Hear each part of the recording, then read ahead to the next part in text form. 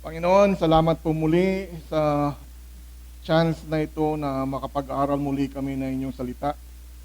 We ask, Lord, to open our hearts and help us see people the way you see them.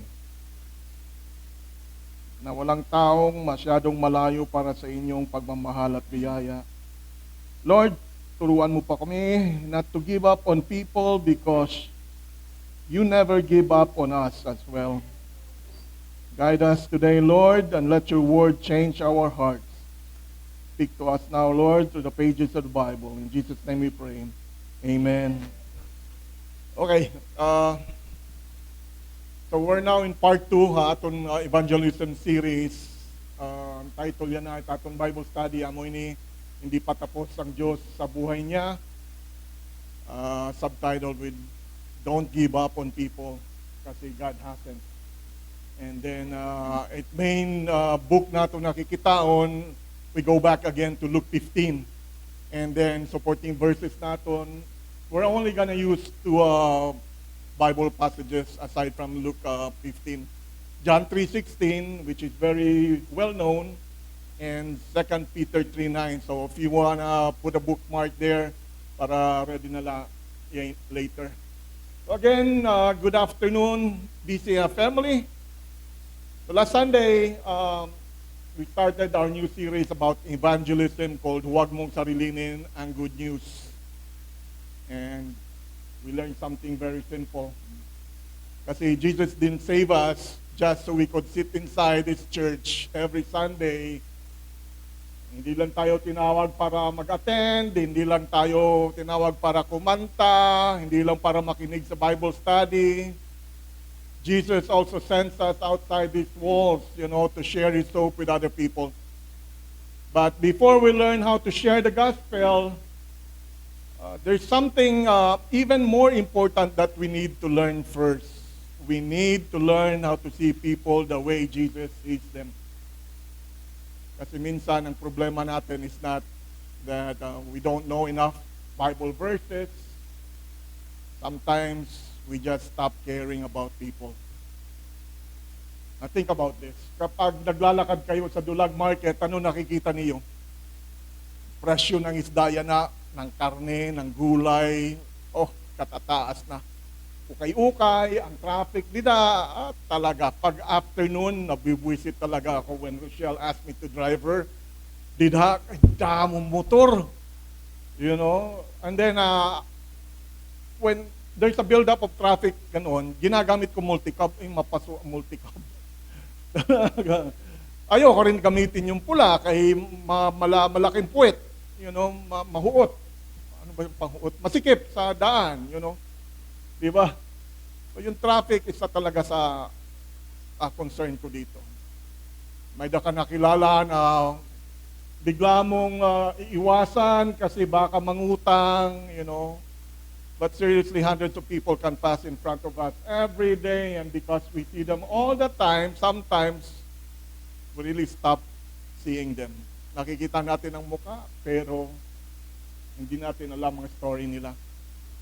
Nakikita natin silang tumatawa with friends, kunuhay, pero baka pag-uwi nila, umiyak sila. Natangis. Nakikita natin ang isang teenager na parang walang pakialam sa buhay. Pero maybe there are problems at home that nobody knows about. Nakikita natin ang isang tao na laging galit.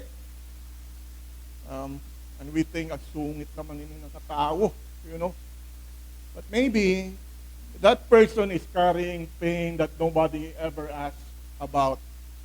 And sometimes we're very quick to put labels on people. Lasinggero yan, pasaway yan, babaero yan, gulo yan. Walang direction sa buhay yan. And one of the worst labels we can put on somebody is, wala nang pag-asa yan. But here's the problem. Jesus never gave us permission to decide who is hopeless. Because while we look at somebody and see their past, Jesus sees what the person can become through His grace. While we see their mistakes, Jesus sees someone He loves. while we say, ganyan ba talaga yan? Jesus may be saying, hindi pa ako, diri pa ako tapos sa buhay niya. Hence our title. And that's what I want us to learn today, this afternoon, not simply how to become better evangelists, but how to have the heart of Jesus for people. Kaya, so, again, ada na kamuha Luke 15. Turn your Bible to Luke 15.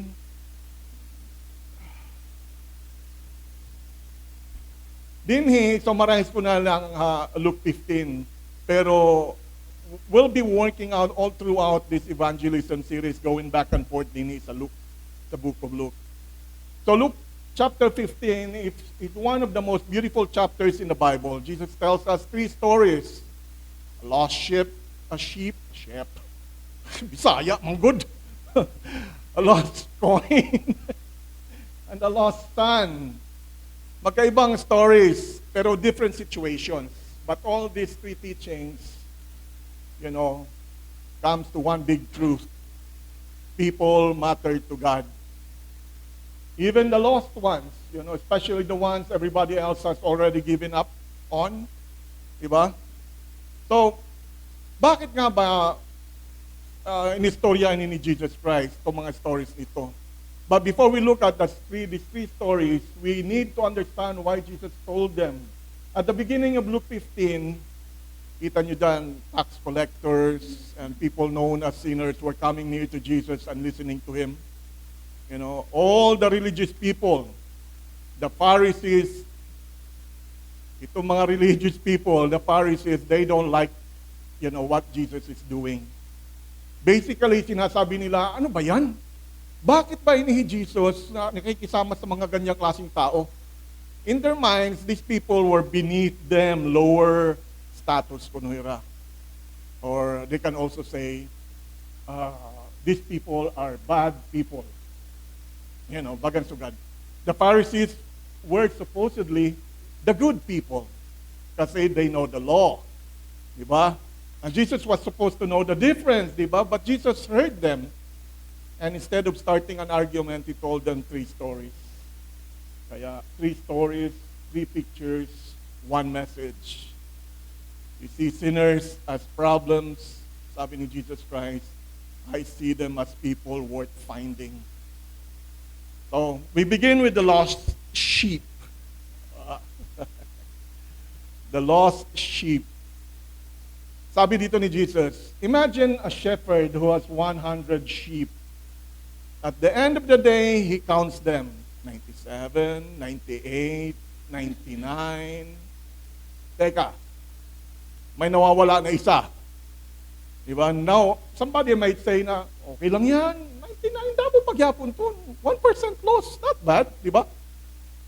But that's not how the shepherd thinks. Because to the shepherd, that one sheep matters. So he goes looking for it. Maybe napalayo lang, napariwara, maybe it followed something, maybe got distracted, maybe didn't even realize na napalayo na siya na malayo. Okay? Sounds like people, Diba? There are people here in Dulag right now who are like lost sheep. Maybe they used to attend church. Maybe somebody taught them about Jesus when they were younger. Maybe they know John 3:16, but somehow along the way they wandered. Friends pulled them somewhere else, problems came, relationship happened, priorities changed. Or maybe they got hurt by somebody here in church. Diba? Nangyayari yan. And slowly they move farther and farther away from God. Sa mga kabataan, alam nyo kung ano itong nangyayari nito. It doesn't always happen overnight. Nobody wakes up one morning and says, today, lalayo na ako kay Lord. Diba? Usually, it's little by little, dahan-dahan. Next Sunday na lang, timba ako. Then another Sunday comes, sa susunod na lang. Then prayer disappears. Then the Bible disappears. Then eventually, hindi mo na namamalayan, napapaluyo ka na masyado. But look at the shepherd. He goes looking for the sheep. He just doesn't sit there saying, bahala na siya. Alam naman niya ang daan pa uwi, di ba? No. He searches. Why? Because the sheep matters. And that is Jesus. Jesus came looking for lost people. And if we want to have the heart of Jesus, we should care about lost people too. Now, moving on to the lost coin. Dito, Jesus tells another story. May isang babae, mayroon siyang 10 silver coins. She loses one, pero mayroon pa rin siyang 9, di ba? Pero she doesn't say, okay lang yan, 9 out of 10, pwede na. No. She lights a lamp, she sweeps the house. Cut muna tayo dito. I remember this, sweeps the house. John and Marcia, natatandaan niyo ni? Sasabihin ni Deli Atay-Atayan, for the youth, you probably don't know this. Sabihin niya, kamihan siya sa maid niya, si Matutina ba to? Magwalis ka dyan sa ilalim ng sofa. And every time she does that, nagwawalis siya, pera lumalabas, man. Hundreds of pesos. Pero sa atin, magwalis ka sa ilalim ng alikabok ang lalabas. Pero that time, katuwa yun, that TV series, John and Marcia. Sino dito nakakanta? Tayo lang ba? Ang mga kabataan, wala na. Pero it was a funny, TV show, every night. Pero anyway, mabalik ako sa story. She looks everywhere. Under the furniture, in the corners, she keeps searching hanggang makita niya muli. There's something interesting about the lost coin. A sheep can wander away. A son can run away, but a coin doesn't even know that it is lost. And there are people like that. They don't even know they're lost. They think everything is okay. May trabaho naman ako, may pera naman ako, masaya naman ako. Wala naman akong ginpapatay. Okay naman ako na tao. They might not even realize that something is missing spiritually already. And there are also people who feel like they themselves don't matter. Especially young people.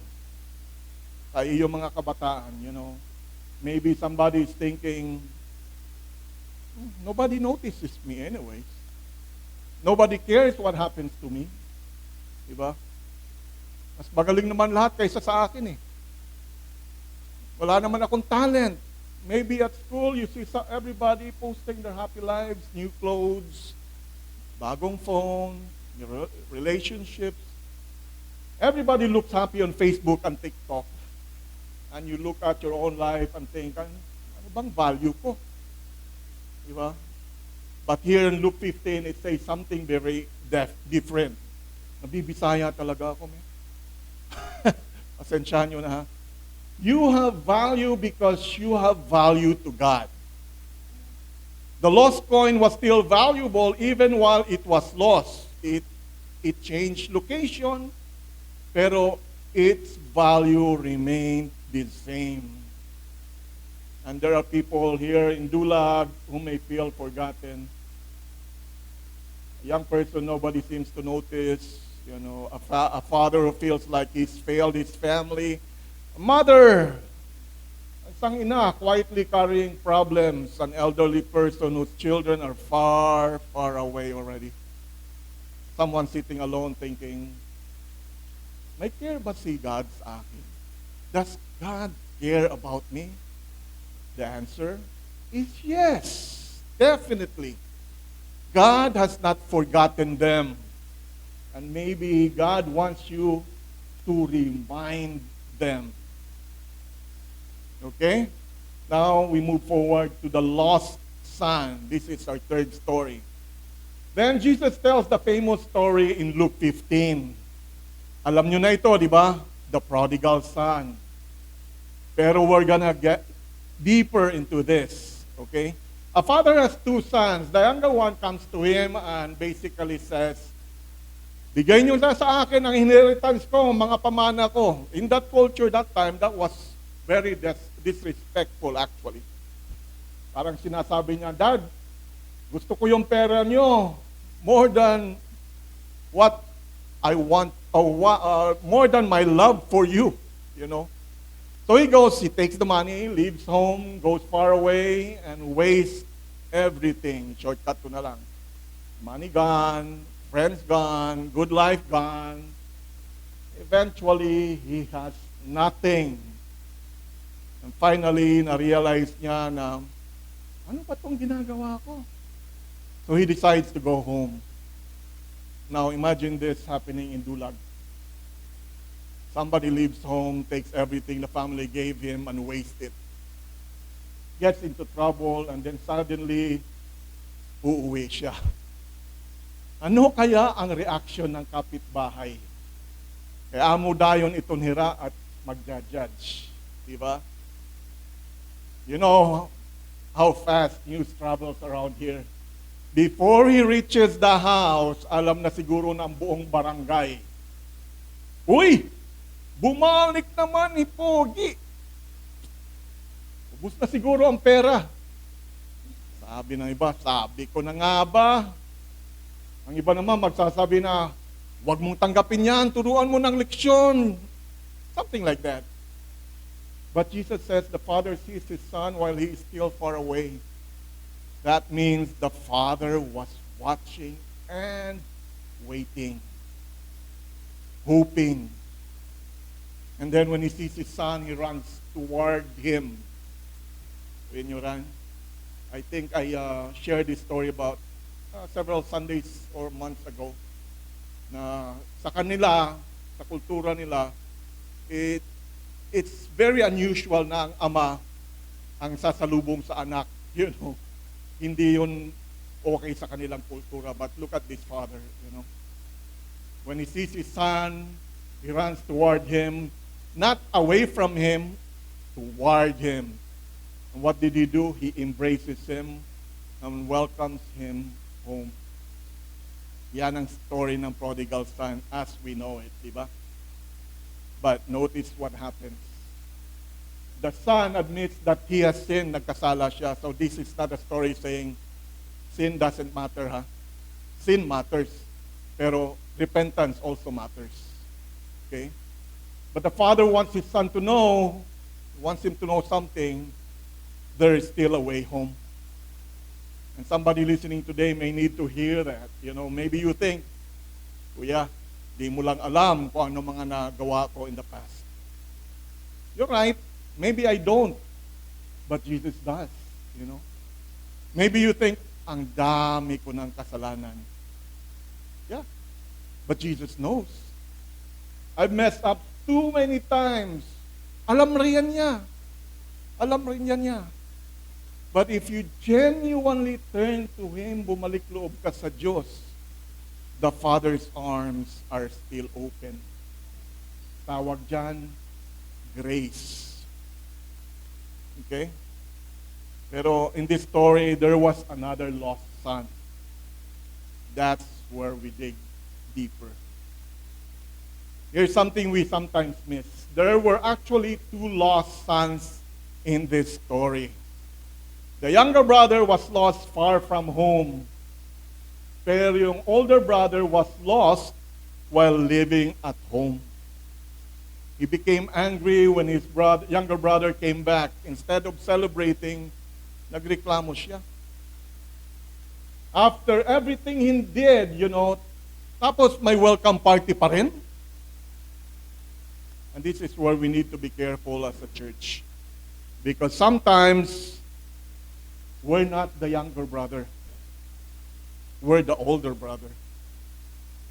We're inside the church.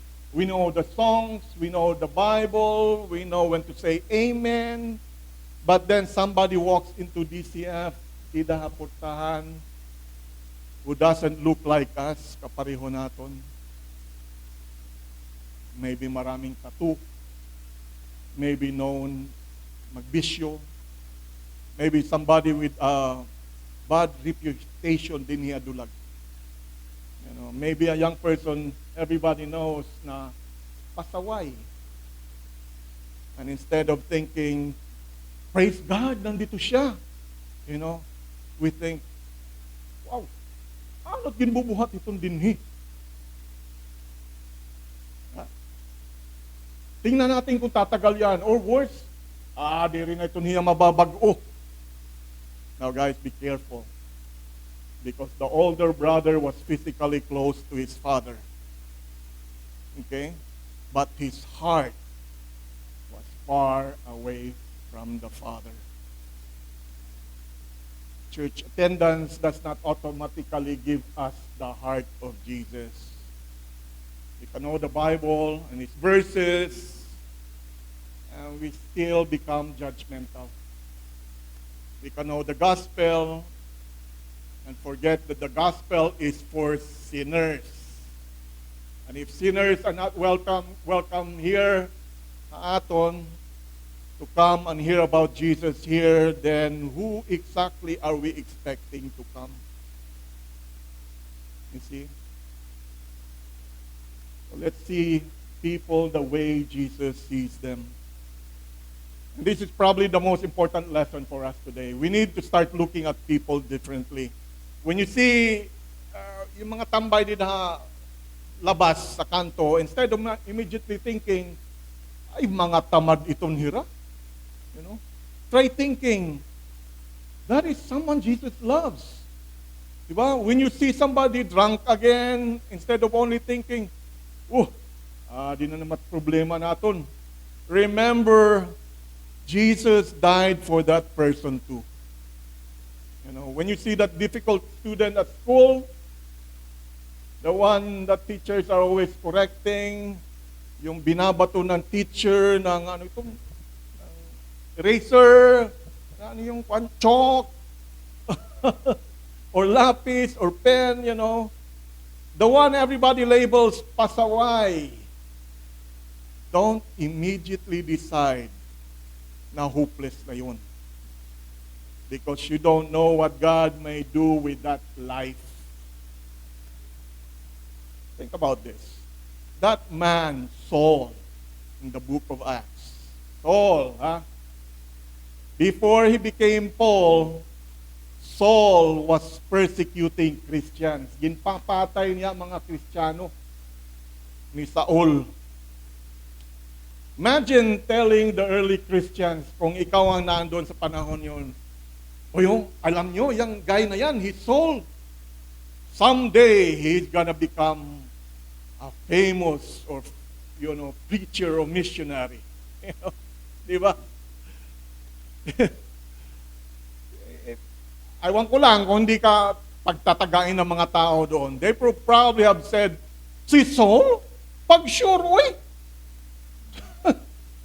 si Saul, at yan mismo, si Saul, sigurado ka? But you know what? Jesus changed him. So be careful about judging somebody's future based only on what you see today. You're looking at one chapter. Isang chapter lang ng taong yun ang nakikita mo. But God knows the whole story. Maybe that person, maybe he is a drunk, Maybe today that student is rebellious. May anak ka na rebellious. Maybe today that family member wants nothing to do with God. But you don't know what Jesus may do tomorrow. So don't write off the ending of somebody's story when God is still writing it. Okay. So let's go to John 3:16. Alam natin to lahat. Very simple. Everybody should know this. John 3:16, okay? Hindi ko na lang babasahin, nakikita nyo man siguro dyan. Okay, this is why John 3:16 says, for God so loved the world. Kuha nyo? For God so loved the world. Dirigin sisiring dida, for God so loved good people. It doesn't say that. For God so loved the religious people. He doesn't say that. For God so loved the people who already cleaned up their lives. Irigihap. Ano siring dida? The world. Rich, poor, young, old, successful student, struggling student, the businessman, the engineer, the tricycle driver, market vendor, the tambay, the person inside sitting here in DCF, and the person outside who wants nothing to do with church. Jesus died for all these people. And guess what? Included tayo doon. Diba? Sometimes Christians forget that part. And we start looking down at lost people and forget that at one point in our life, we were also lost. Diba? If you want to turn to 2 Peter 3:9, 2 Peter 3:9.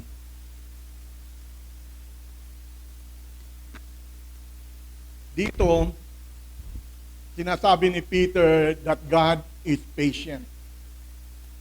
Not wanting anyone to perish, but everyone to come to repentance. Now, think about that. Ang Diyos natin, pasensyoso. He is patient. Tayo, sometimes we give up on people very quickly. We invite somebody once, ayaw, okay, finish, okay. Tapos ang istorya. Diba? We talk to a family member about Jesus, they don't listen. Bahala ka sa buhay mo. But how patient was God with us? How many times did we hear something before it finally reached our heart? How many mistakes did we make in our lives? How many times did God give us another opportunity? Chance after chance after chance. If God has been patient with us, maybe we can be a little more patient with other people as well. That doesn't mean we approve of everything they do. Love does not mean pretending sin is okay. Definitely not okay. Even Jesus never did that. Tandaan niyo yan.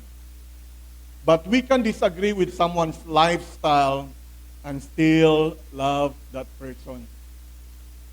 Okay? We can tell somebody the truth without treating them like basura or garbage. Because our goal isn't to win an argument, a debate. Ang goal natin is to point them toward Jesus Christ. Diba? So ang challenge natin this week, last Sunday, our prayer was, Lord, show me one person. I think that was it. Maybe a classmate, maybe a cousin, maybe a neighbor, maybe somebody na you see regularly around Dulag, This week, I want you to take the next step. Second part na kita. But don't immediately preach at them, Don't walk tomorrow and say, ay, you are in my evangelism assignment. Patay na. Ayaw. Please don't do that. Just start caring. Pray for them. Smile. Say hello, di ba? Ask, bro, musta ka man? Something like that. And when you ask, actually, makinig kayo. Listen to the answer. Maybe you buy them a Coke or Mion's Cafe. Dream something. Ako lang taga Mion's Cafe, hindi ko alam mga... You sit down with them, di ba? You talk with them. If it's a classmate, Ruben, imo classmate, ask how school is going, If it's your friend, ask how things are going at home. Di ba? If somebody is struggling, Don't immediately give a 5-minute sermon. Sometimes you just say, bro, adila ako. Kung gusto mo makipag-usap, makipag-istorya, tawagila ako. Diba? Because sometimes, the first step in evangelism is not quoting a Bible verse.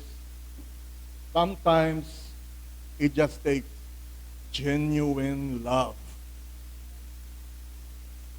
And when somebody realizes, itong tao ito talaga nag-care sa akin to.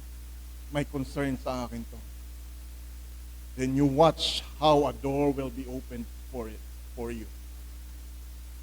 Later, you may have the opportunity to explain why you care. Bakit ganun na lang pag-care mo sa akin, sa ibang tao? And that's when you can tell them, kasi Jesus cared for me too. You know? And in conclusion, the CF family, if we want to become a church that God uses to reach Dulag, it's not enough that we love the Bible. We also need to love the people the Bible tells us Jesus died for. And that means everybody. Every person you pass this week, you know, somebody, or kahit sino man, Jesus died for him or her too. The vendor at the market, you know, tricycle driver na sa harapan, yung mga bata galing from school, high school, the person na katabi mo sa van, nagro-rosaryo dahil lumilipad ng anong sasakyan. You know, your neighbor, your classmate, your cousin, your friend, even that person that annoys you, you know, even undesirable people. Diba? Even those people who are labeled hopeless. Why? Because Jesus looked at that person differently. We might see a drunk, palahubog, but Jesus sees a person. We might see a troublemaker, pasaway, Jesus sees a person. We might see somebody who has made terrible choices in his life. Jesus sees someone he died for. So the next time you're tempted to say, wala nang pag-asa yan. Remember Luke 15. The shepherd was still searching. The woman was still searching. And the father was still waiting. God had not given up. So maybe we shouldn't either, di ba? Because you don't know what God may do with that person. Hindi natin alam. Hindi pa tapos ang Diyos sa buhay niya. And who knows? Maybe the person, the reason God placed that person in your life is because He wants to use you to help them find their way back home. Kaya guys, magbablaga na ako. Guys, next Sunday, we're going to answer another very practical question. Okay, I care about my friend. I want to tell them about Jesus. Pero kuya, paano ako magsisimula na hindi awkward? Diba? And we're going to look at Jesus talking to a Samaritan woman in John 4. Trailer lang ini. Papasabot ko kamo. You'll see that Jesus didn't begin with a sermon. Okay, He didn't begin with an argument, a debate. He simply started a conversation.